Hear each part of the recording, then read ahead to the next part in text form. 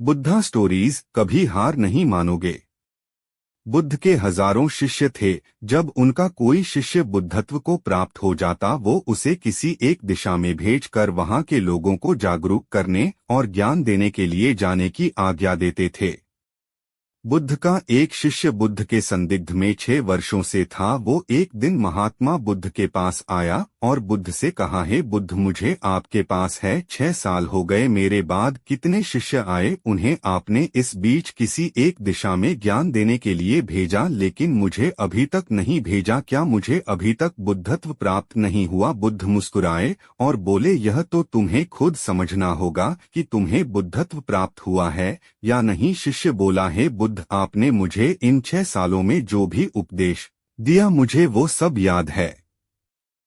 आपकी बताई एक एक बात मुझे याद है। आप मुझसे भी पूछ सकते हैं, मैं आपको हर उत्तर देने के लिए सक्षम हूँ। आप मुझे एक मौका तो दे ताकि मैं किसी भी दिशा में जाकर लोगों को आपके ज्ञान के बारे में भी बता सकूं। बुद्ध ने कहा, ज्ञान की बातों को याद रखने से कुछ नहीं होता जब तक आप उसे अपने आचरण में ना लाओ। जब तक आप किसी भी चीज को अपने आचरण में नहीं लाओगे तब तक आप दूसरों को नहीं कह सकते कि वो उसे अपने आचरण में लेकर आए। शिष्य ने कहा, जो भी हो, कृपया आप मुझे एक मौका दे। आप मुझ पर भरोसा रखें।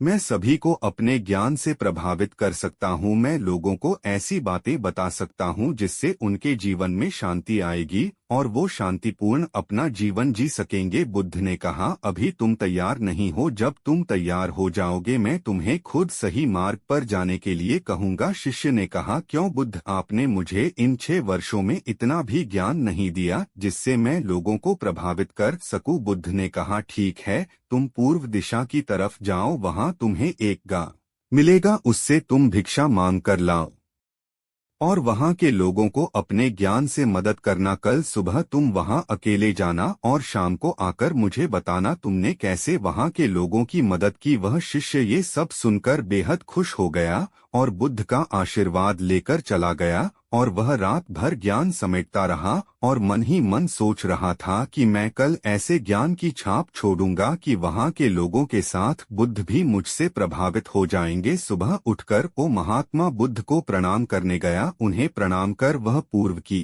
तरफ निकल गया। शाम को जब वह वापस आया तो बुद्ध ने देखा कि उस शिष्य के माथे पर चोट लगी है और खून बह रहा है। बुद्ध ने उसे पट्टी की और पूछा, तुम्हें यह चोट कैसे लगी?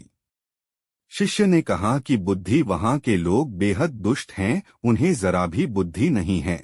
मैं उस गांव में भिक्षा लेने गया पर किसी ने मुझे भिक्षा नहीं दी, सब मुझे गालियां दे रहे थे। एक व्यक्ति ने तो मुझे भी भिक्षा तो दी लेकिन नीचे फेंक कर और कहा, इसे उठा लो। मैंने उन्हें काफी समझाया लेकिन वह मेरी बात सुनने को तैयार ही नहीं थे। उल्टा उन्होंने मेरे साथ हाथापाई की जिससे मुझे चोट लग गई है। बुद्ध, आप मुझे दूसरी जगह भेजें जहां के लोगों में बुद्धि हो, इस तरह ना हो। बुद्ध उसकी बात सुनकर मुस्कुराए और बोले कि अगर तुम्हें दूसरे गांव में भी ऐसे ही लोग मिले तब तुम क्या करोगे? शिष्य ने कहा, है बुद्ध, ऐसे लोगों को कोई ज्ञान नहीं दे सकता, वह लोग अज्ञानी हैं, उन्हें कौन समझाए? बुद्ध ने कहा, वह लोग अज्ञानी नहीं बल्कि ज्ञानी हैं। उनके पास बहुत बुद्धि है परंतु उनके पास खुद का ज्ञान है। अब अगर तुम किसी दूसरे के ज्ञान को चोट पहुंचाओगे तो वह कुछ तो कहेंगे ही। तुम्हें ऐसे लोग हर जगह मिलेंगे, तब तुम अपना ज्ञान उन्हें कैसे दोगे? बुद्ध ने शिष्य को कहा कि आज तुम आराम करो, कल शाम को मेरे पास आना। शिष्य बुद्ध को प्रणाम करके चला गया। अगली शाम जब वह वापस बुद्ध के पास आया तब वहां एक और बुद्ध का शिष्य मौजूद था। उनके हाथ में चोट लगी हुई थी। बुद्ध ने उस शिष्य के हाथ पर चोट देख उस पर पट्टी की और उस शिष्य से पूछा कि तुम्हें यह चोट कैसे लगी?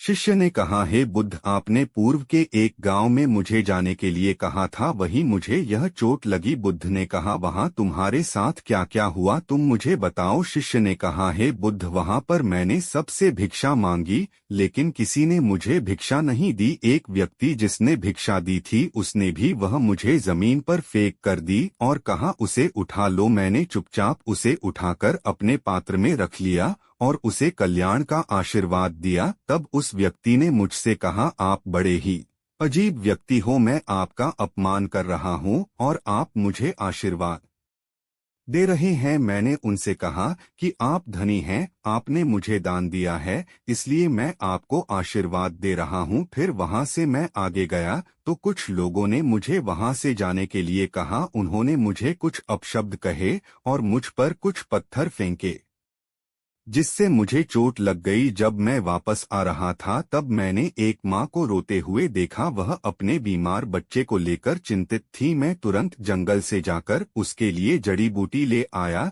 लेकिन वहाँ के लोग मुझे जड़ी बूटी देने नहीं दे रहे थे। फिर मैंने उनसे विनती की कि वह मुझे उस बच्चे का इलाज करने दें। उसके बाद वो जैसा कहेंगे मैं ठीक वैसा ही करूँगा। फिर जिस व्यक्ति ने मुझे भिक्षा दी थी उसने गाँव वालों को समझाया, तब उन्होंने मुझे उस बच्चे को जड़ी बूटी लगाने दी। उसके बाद वह बच्चा ठीक हो गया। फिर गांव वालों ने मुझसे अपने किए गए अभद्र व्यवहार के लिए क्षमा मांगी और मुझे धन्यवाद कहा। फिर मैं वहां से वापस आ गया।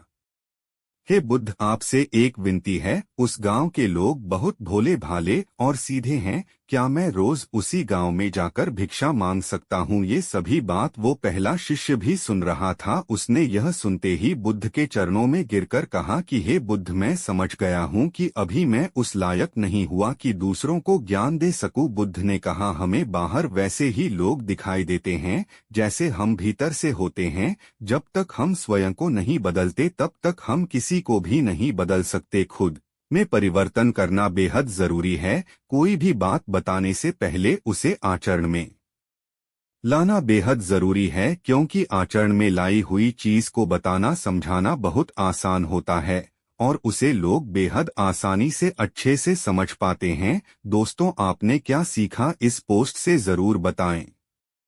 निष्कर्ष।